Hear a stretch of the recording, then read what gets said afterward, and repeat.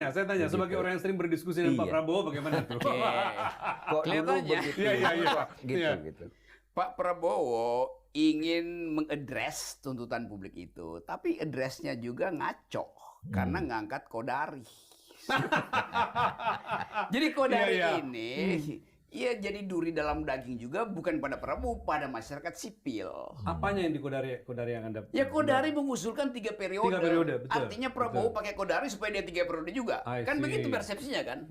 Jadi kita mesti kasih kritik juga bahwa oke, reaksi Prabowo dengan mengangkat Kodari itu reaksi yang buruk. Dengan kata lain, berarti Prabowo tidak pernah pelajari genealogi atau prestasi anti demokrasi dari Kodari, kan itu dasarnya. Ini publik akhirnya punya persepsi semacam itu. Tuh. Udah bagus Prabowo bereaksi, reshuffle pertama oke, sekarang reshuffle kedua dia nggak sempat memikirkan apa sebetulnya tuntutan publik. Jadi refleksi dia terhalang oleh keinginan dia untuk langsung mengadres kepentingan publik tuh. Dan address itu justru akan menimbulkan sensasi negatif juga. Nah begitu Kodari diangkat, maka negatif impression pada presiden pasti drop.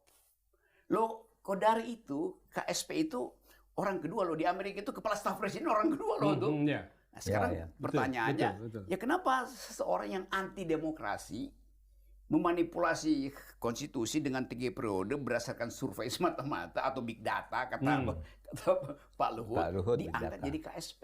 Nah, itu pertanyaan dari anak-anak muda itu. Kalau saya pergi ke semua universitas, tiap minggu saya 3 kali itu ke daerah itu. Mereka mengatakan, kok Pak Prabowo nggak ngerti ya?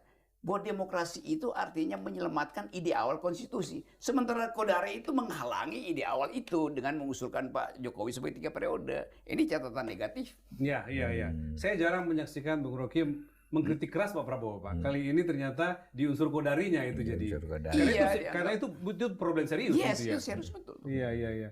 Pak Mahfud sebagai orang yang mengenal, ya dulu kan Pak Mahfud salah satu tokoh yang menentang perpanjangan Pak Jokowi. Bagaimana Anda menghadapi gagasan seperti itu? Kan Kodari yang ketika itu memulai kan, Pak? Menyampaikan. Ya kita kan tidak bisa menghalangi waktu itu, tetapi kita mengimbangi kan. Di dalam ya? Iya, ya. Kalau seperti saya kan bisa bicara konstitusi, menurut konstitusi itu enggak bisa.